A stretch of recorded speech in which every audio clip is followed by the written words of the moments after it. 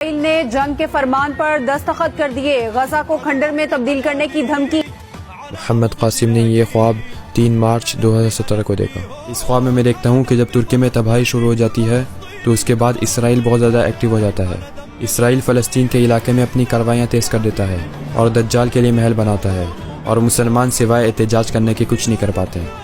اسلامی تعاون تنظیم کی اسرائیلی جارحیت کی مذمت، عالمی برادری سے مزاحمت کا مطالبہ۔ عرب لیگ کا مسلح تصادم فوری روکنے پر زور، کہا اسرائیل کی انتہا پسندانہ پالیسیز ٹائم بامب ہیں۔ سعودی عرب سرگرم، مختلف ممالک سے رابطے۔ سعودی وزیر خارجہ کا امریکی ہم منصب کو فون، جنگ بندی پر اتفاق۔ یورپی یونین، اردن اور مصر کے وزراء خارجہ کو بھی فون، قطری وزیر خارجہ سے بھی بات کی۔ قطر نے تشدد میں مسلسل اضافے کا ذمہ دار اسرائیل کو ٹھہرایا۔ یورپی ممالک کی بھی حماس کے حملوں کی مذمت۔ پوپ فرانسس کا فریقین سے جنگ بندی کا مطالبہ۔ اسرائیل کچھ گروپس کو اپنے ساتھ ملا کر دہشت گردی کی کارروائیاں بھی شروع کر دیتا ہے۔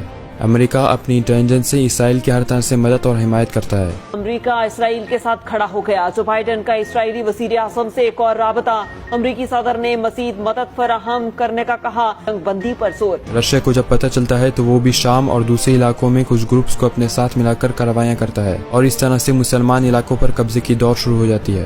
پھر اچانک امریکہ مشرق وسطی کی جنگ میں سرعام کود پڑتا ہے، اور اسرائیل اور اپنے باقی اتحادیوں کے ساتھ مل کر رشیا کے گروپس کے خلاف لڑنا شروع کر دیتا ہے۔ یہ دیکھ کر رشیا بھی اپنے اتحادیوں کے ساتھ مل کر جنگ میں کود پڑتا ہے۔ اس طرح سے تیسری جنگ عظیم کا آغاز ہو جاتا ہے، اور میدان جنگ عرب ممالک بنتے ہیں۔ اس جنگ کے نتیجے میں مشرق وسطی میں بدترین تباہی شروع ہو جاتی ہے، اور یہ جنگ پھیلتی جاتی ہے۔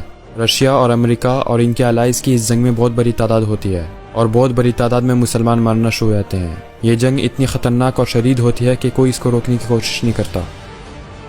یہ جنگ آہستہ آہستہ مصر، سوڈان، کویت، متحدہ عرب امارات اور پھر پورے مشرق وسطی میں پھیل جاتی ہے، اور امریکہ، اسرائیل اور رشیا کے اتحادی بھی بڑھتے چلے جاتے ہیں۔ کچھ مسلمان ممالک بھی امریکہ اور رشیا کے ساتھ مل جاتے ہیں۔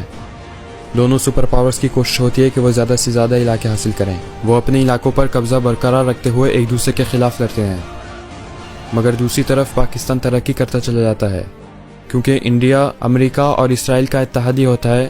اس لیے مشرق وسطی کے ساتھ ساتھ امریکہ، اسرائیل اور ان کے باقی اتحادی سب مل کر پاکستان پہ حملہ کرتے ہیں اور اسے تباہ کرنے کی کوشش کرتے ہیں، مگر اللہ پاکستان کے کالے جنگی جہازوں سے مدد کرتا ہے، اور ان کالے جنگی جہازوں کی تعداد 3000 کے قریب ہوتی ہے۔ پاکستان کے دشمنوں کی تعداد بہت زیادہ ہوتی ہے۔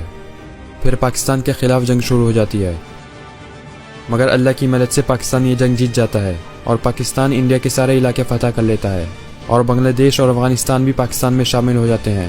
انڈونیشیا اور ملیشیا بھی پاکستان کے ساتھ مل جاتے ہیں، اور پاکستان کے دشمنوں کو شکست ہو جاتی ہے۔ پھر پاکستان اللہ کی مدد سے مشرق وسطی کی جاری جنگ میں کود پڑتا ہے اور دونوں سپر پاورز کے خلاف لڑتا ہے۔ پاکستان ان کالے جنگی جہازوں کی مدد سے ایسے حملہ کرتا ہے کہ کوئی بھی ان کا مقابلہ نہیں کر سکتا، اور دونوں سپر پاورز کو ڈیفیٹ کرنے کے بعد پاکستان اللہ کی مدد سے سپر پاور بن جاتا ہے، اور مشرق وسطی، ترکی، مصر، سوڈان، لیبیا اور دیگر عرب ممالک کو پاکستان واپس حاصل کر لیتا ہے۔ یہ سب علاقے پاکستان میں شامل ہو جاتے ہیں، اور پاکستان ان کی تعمیر کا کام شروع کر دیتا ہے، اور حضرت محمد صلی اللہ علیہ وسلم کا سچا اسلام پھیلانا شروع کر دیتا ہے۔ اس کے بعد وہ تمام علاقے جہاں تیسری جنگ عظیم لڑی جاتی ہے، امن سے بھرنا شروع ہو جاتے ہیں۔